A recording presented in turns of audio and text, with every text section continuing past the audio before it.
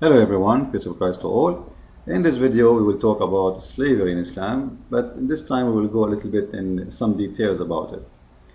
There is in Islam, the Muslims, they have many ways of slaves, like to earn slaves or to get slaves. They can get slaves from capturing slaves in war or from buying slaves. Like there is different hadith here.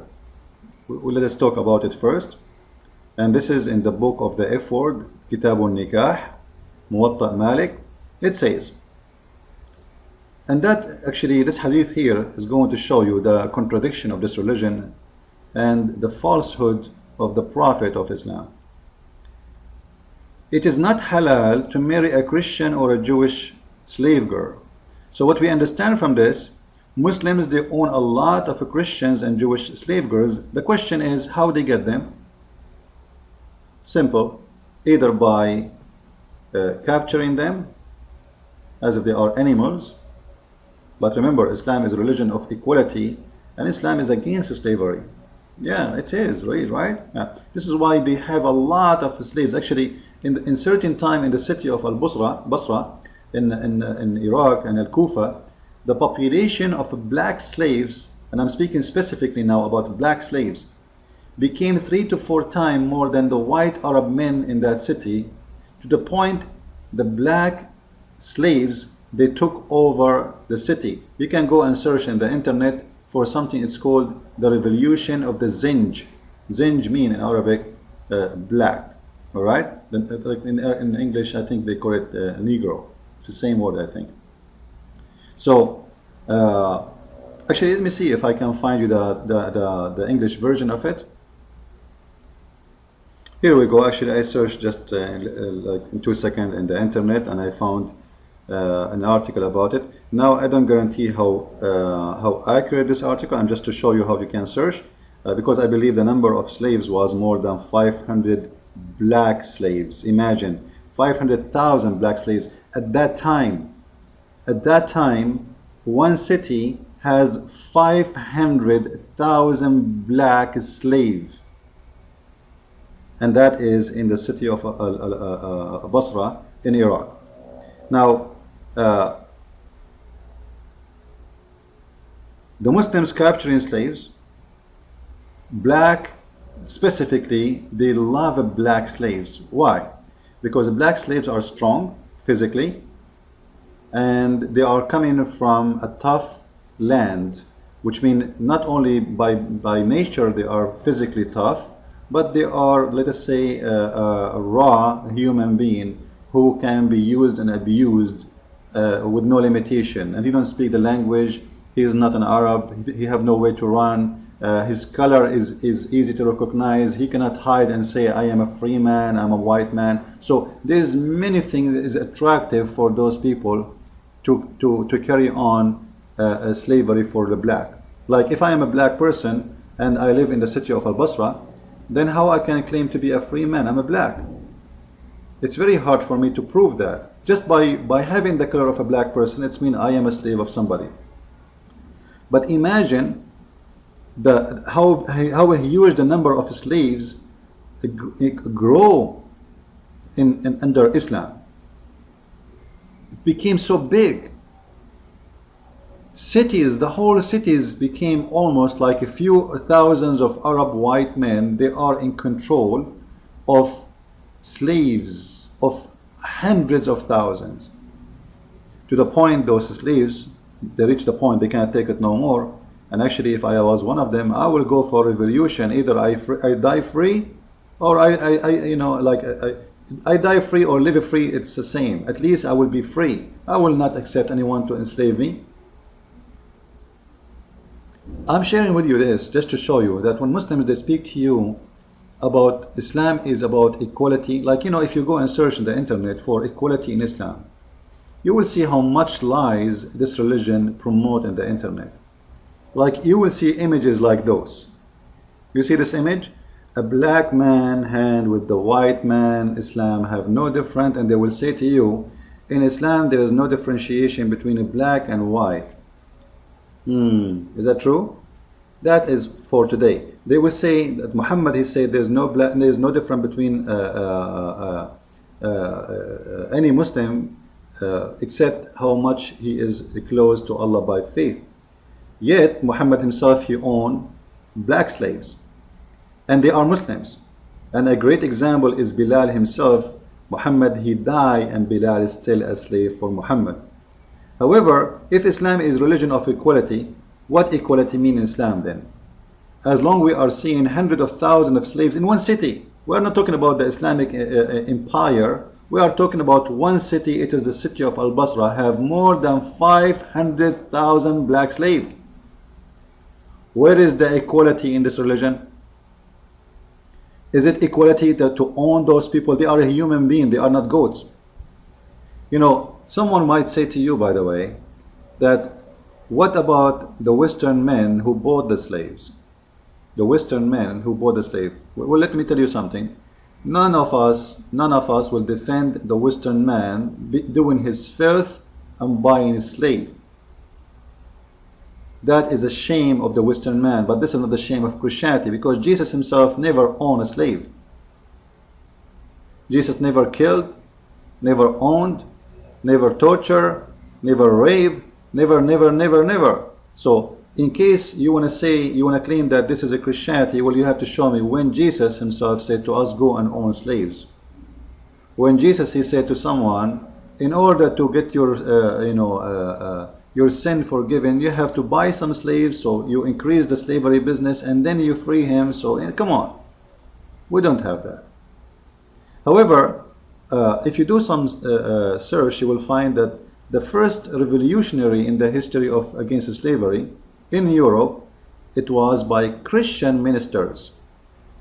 Christian ministers, specifically Christian ministries and Christian men. Actually, if you go to investigateislam.com, you will see here some information about that, about some great names of those who did fought slavery, and you will see the reason that those people, they fought slavery because they became Christians. The reason he want to do social reform for specifically against slavery, this person, with my respect to him, is a great man, because he's a Christian faith. And then you will find another name here. This is a person, he himself, he fought slavery. He's a black African. You can go actually and you read more about this person here.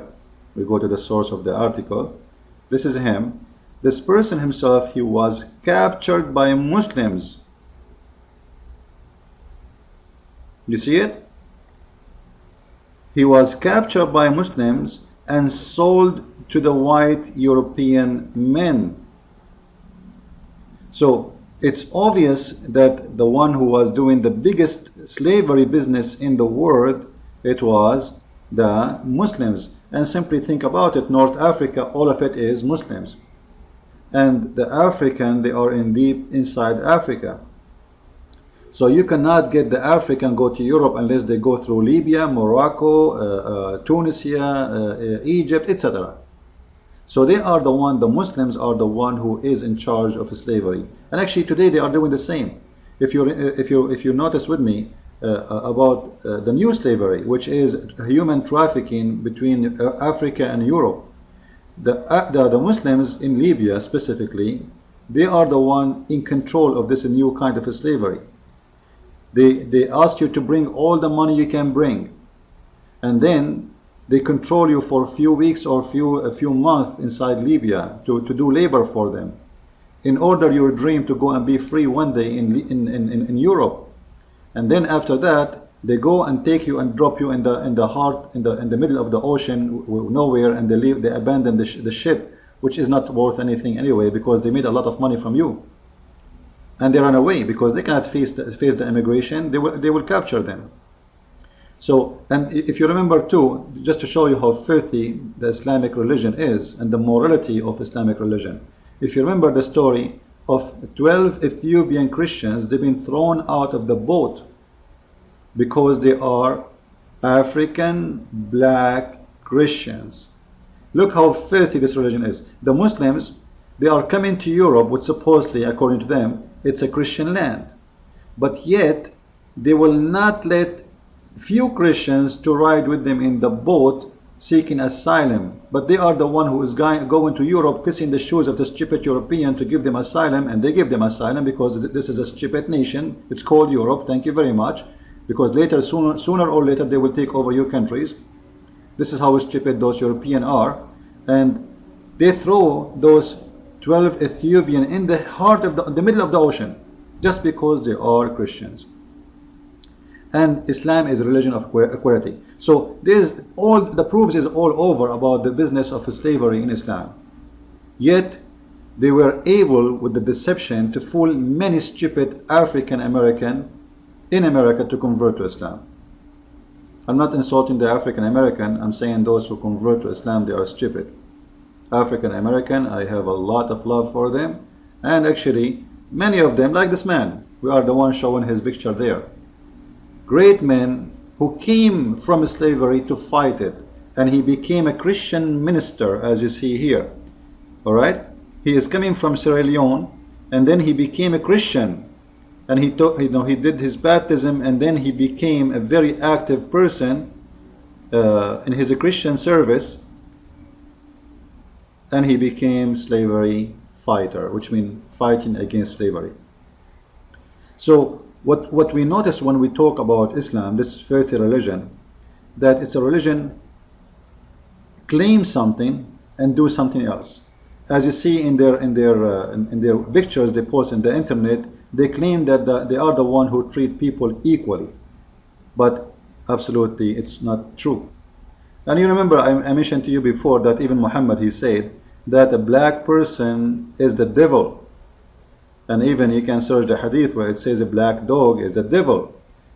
Like Muhammad, he could not imagine anyone is a Satan who is going to destroy the Kaaba, except someone, he is an Ethiopian man, he is a black man who will destroy the Kaaba. The Prophet said, as if I were looking at him, a black person with thin legs blocking the stones of the Kaaba. And he's talking about the devil. Now, why Muhammad, he don't believe that the devil is the white man? I'm not saying the devil is a white man. The question is why he is speaking about the color. So every Muslim now is waiting for a black devil. The devil must be black. You see, I'm not really against coloring ideas, but not when it's come to human. You know what I mean? Like say a black and white. Black and white mean either you say it's black or you say it's white, but not because the black is bad and the white is the good one.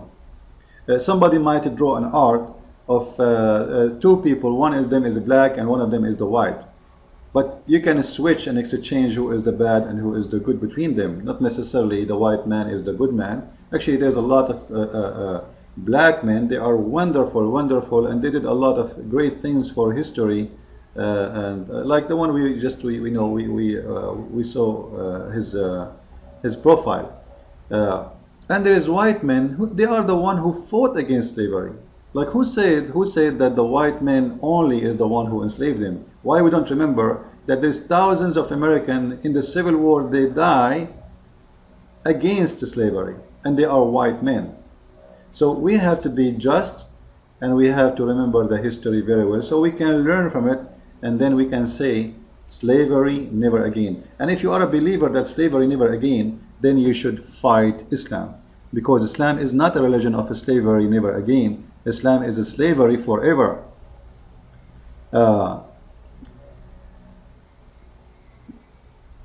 You notice here in this verse, actually we don't have more time left. Maybe I need to make more videos about this topic. However, I want people to remember, like here, this is the hadith about the dog. All right, all a black dog and said it is the devil. All black dogs are devil. We have few seconds left in the video. You will see here they asked Muhammad, what is the difference between yellow dog and white dog and a black dog? He said the black dog is the devil. This is how evil this prophet is, and this is how his view of black people. God bless. Thank you very much. Share the video, please.